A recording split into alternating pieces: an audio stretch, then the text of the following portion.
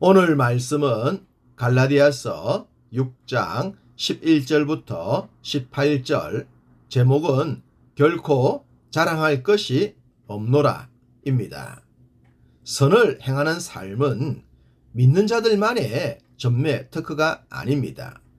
불신자들 중에도 힘써 선을 행하는 자들이 많기 때문입니다. 특별히 연말이 되면 상당한 액수의 현금이나 물건 등을 익명으로 수년째 기부하는 자들을 보게 됩니다. 우리는 쉽게 자신의 이름을 위해 기부를 한다고 생각할 수 있겠지만 그렇지 않은 분들도 많습니다.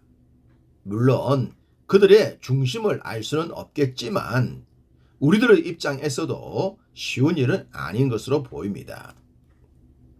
사실 믿는다고 하는 우리들 중엔 불신자들보다 더더욱 이름 내기를 더 좋아하는 자들도 있다고 하겠습니다. 이름을 내기 위해 막대한 돈을 쓰기도 하고 사람들이 모이는 모임이라면 빼놓지 않고 참석하는 분들도 보일 수 있습니다. 물론 어쩔 수 없이 참석할 수도 있겠지만 순수한 눈으로 보기엔 불편한 경우도 많아요. 성경은 우리에게 선을 행하라고 하십니다. 선을 행하는 것은 주님의 명령이요, 가르침입니다. 그러니 우리는 순종해야 하는 것입니다. 당연히 우리들의 이름을 내기 위한 선이 되지 않도록 해야 하는 것입니다. 만약 그렇게 되면 어떻게 될까요? 당연히 육체의 열매가 맺히죠. 주님 명령에 온전히 순종하는 선행이라면 성령의 열매가 맺힐 겁니다. 반면 자신의 이름을 내기 위한 선행이라면 당연히 육체의 일로 전락하고 마는 것입니다. 하나님을 업신 여기는 일이기 때문이죠. 앞선 말씀에 이런 내용이 있습니다. 그러므로 우리는 귀에 있는 대로 모든 이에게 착한 일을 하되 더욱 믿음의 가정들에게 할지니라. 선행은 기회가 있는 대로 행하는 것입니다. 아니, 기회를 만들어서 해야 하는 것입니다. 그리고 가능하다면 믿는 지체들을 향해 더욱 그러해야 합니다. 지금도 그러하겠지만 성경이 기록되던 당시엔 믿는 자들의 삶도 아주 팍팍했습니다. 누군가의 도움이 절실했던 시대였죠. 그러니 선행의 도움이 필요했던 것입니다. 주님께서 오른손이 하는 일을 왼손이 모르게 하라고 하셨습니다. 이렇게 선행하면 됩니다. 저는 목회자가 되는 과정에서 누구보다 선행에 도움을 받은 사람입니다. 여러 번 말씀을 드렸듯이 누군가로부터 등록금의 도움을 받지 못했다면 신학의 과정을 이수하지 못했을 수도 있기 때문입니다. 당시 저를 도와주신 분들은 100% 하나님의 말씀에 순종했던 선행자들이었습니다. 그분들은 저와의 1대1의 관계로 도움을 주었기 때문에 제가 말을 하지 않는 한 누구도 알 수 없는 선행이었기 때문입니다. 믿음의 사람들은 사랑에 빚을 지게 되면 영적인 부담을 갖지 않겠습니까? 당연히 저도 그러했습니다. 그래서 전 선행의 도움을 받으면서 좋은 사역자가 되기 위해 성실하게 사역을 했습니다. 그것이 선행에 대한 보답이라고 믿었기 때문입니다. 이처럼 선행엔 주님의 말씀처럼 열매가 따릅니다. 당연히 믿지 않는 자들이 도움을 받아 맺는 열매와 믿는 자들이 맺는 열매는 차원이 다릅니다. 그러니 같은 도움이라고 하더라도 믿는 자들이 하는 것이 열매로 봤을 때에 더 큰 의미가 있는 것입니다. 그래서 믿는 가정에 더 큰 신경을 쓰라고 한 것입니다. 바울이 갈라디아서를 기록할 당시 눈 상태가 좋지 못했던 것 같습니다.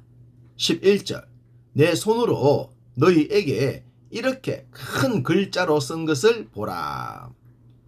바울의 건강이 좋지 않았다고 하는 것을 갈라디아 교회 성도들은 잘 알았던 것 같습니다. 그 증거로 4장 15절에 너희가 할 수만 있었더라면 너희의 눈이라도 빼어 나에게 주었으리라 라고 했기 때문입니다. 갈라디아 교회 성도들은 눈이라도 빼줄 정도로 바울을 사랑했고 섬겼습니다. 앞서 말씀드렸던 선을 행하라, 귀에 있는 대로 착한 일을 하라는 말씀에 순종했던 것입니다. 어쩌면 갈라디아 교회 성도들은 바울과 함께 할 수 있는 기회를 놓치지 않았던 것 같습니다. 또한 바울에게 선행을 행할 기회도 놓치지 않았던 것 아닐까 생각됩니다. 바울은 눈이라도 빼어 줄 것만 같았던 갈라디아 교회 성도들의 도움을 받으면서 어떤 생각을 했을까요? 오직 복음에 집중했겠죠. 그것이 도와준 자들에 대한 배려라고 믿었기 때문입니다. 저도 그래서 성실하게 교역자 사역을 했다고 했죠. 바울이 복음에 전적으로 집중했었다는 것을 증명하는 말씀이 이것입니다. 14절 그러나 내게는 우리 주 예수 그리스도의 십자가 외에 결코 자랑할 것이 없으니 그리스도로 말미암아 세상이 나를 대하여 십자가에 못 박히고 내가 또한 세상을 대하여 그러하니라. 오직 그리스도의 십자가만을 위해 살았습니다. 그것이 바울의 열매였고 자랑이었고 도와준 자들에 대한 배려였던 것입니다. 믿는 우리들이 이런 삶을 살게 된다면 믿은 자들을 향한 선행이 정말 가치가 있지 않겠습니까? 바울은 받은 사랑을 십자가 지는 삶으로 연결했습니다.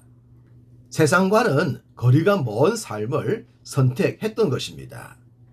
제가 바울을 흠모하지만 바울의 이런 모습은 평생 따라가지 못할 것 같습니다.